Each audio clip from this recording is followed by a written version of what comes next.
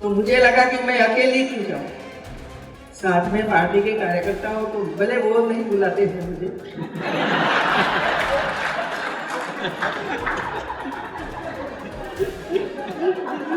ये बैठी है ना, भला वो मुझे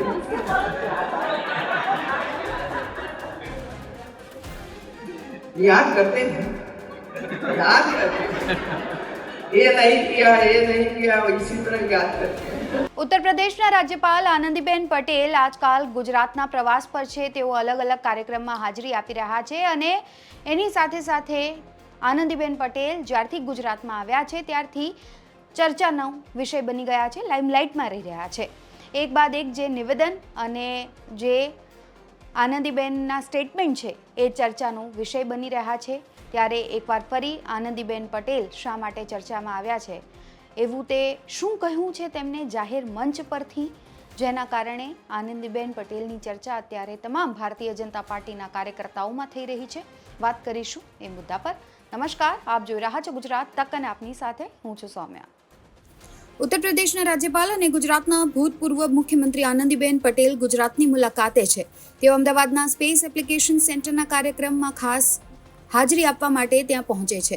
કાર્યક્રમ દરમિયાન આનંદીબેન પટેલે નવા પેઢીના રાજકીય નેતાઓને સ્પષ્ટ સંદેશો આપ્યો છે, જેનો વિડીયો અત્યારે સોશિયલ મીડિયા પર ખૂબ જ વાયરલ પણ થઈ રહ્યો છે। અહીં તેમણે ખાસ નિવેદન આપ્યું। તેમણે કહ્યું કે મોટા પદ પર બેસો ને કદી ભૂલશો નહીં કે તેની સાથે જવાબદારી પણ જોડાયેલી છે। આનંદીબેને સંબંધોમાં સંતુલન જાળવવાની જરૂરિયાત પર પણ ભાર મૂક્યો હતો। આ કાર્યક્રમમાં કાર્યકરોને સંબોધિત કરતા તેમણે ચેતવણી પણ આપતા કહ્યું છે કે અનુશાસન વિના નેતૃત્વ નિષ્ફળ સાબિત થાય છે। તેમણે યુવા પેઢીને પરંપરા અને ફરજ ક્યારેય ન ભૂલવા માટે કડક સંદેશો આપ્યો। આજ દરમિયાન કાર્યક્રમમાં હાજર રહેલા મેયર પણ આનંદીબેન સામે ઝૂકી ગયા અને હાથ જોડ્યા, તેમને જે ચર્ચાનો વિષય બની ગયો।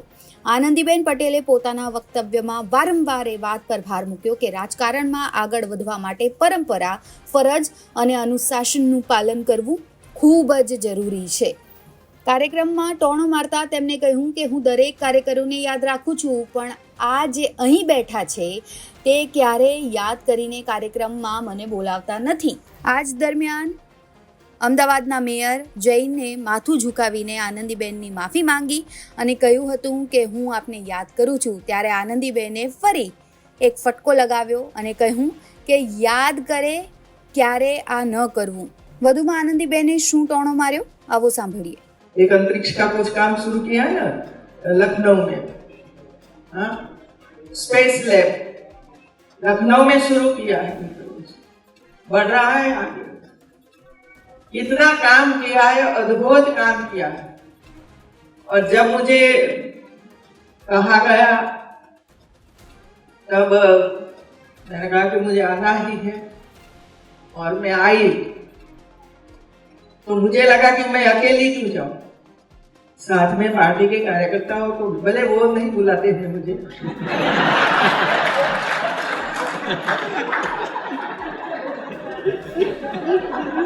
ये बैठी है ना, भला वो मुझे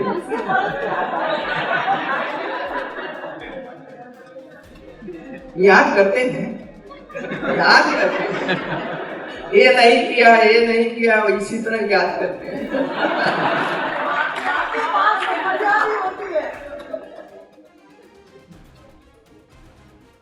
लेकिन बैलेंस बहुत जरूरी होता है। लेकिन पूरा राजभवन के 800 लोग सेवा पखवाड़िया मना, ऐसे दिखाया नहीं चाहता।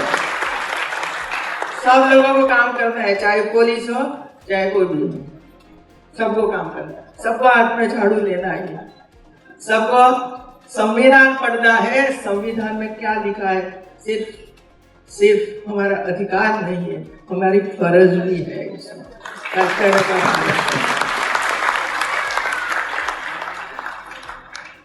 मांग तो होती है, साथ में फर्ज भी होती है, लेकिन हम फर्ज भूल जाते हैं।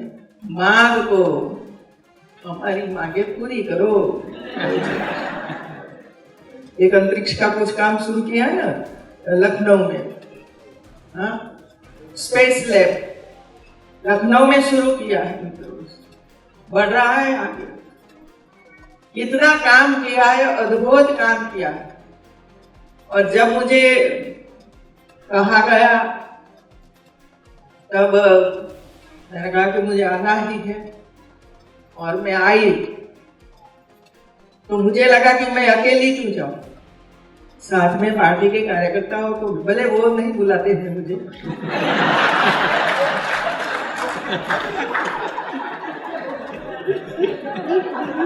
ये बैठी है ना, बुलाओ मुझे।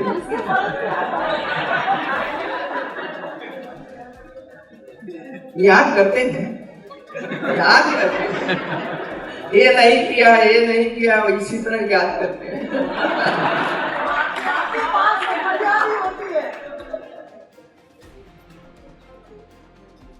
लेकिन बैलेंस बहुत जरूरी होता है। लेकिन पूरा राजभवन के 800 लोग सेवा पखवाड़िया मनाते, ऐसे दिखाया नहीं चाहता। सब लोगों को काम करना है, चाहे पुलिस हो चाहे कोई भी हो, सबको काम करना है, सबको हाथ में झाड़ू लेना है, सबको संविधान पढ़ना है। संविधान में क्या लिखा है, सिर्फ हमारा अधिकार नहीं है, हमारी फर्ज भी है। कर्तव्य का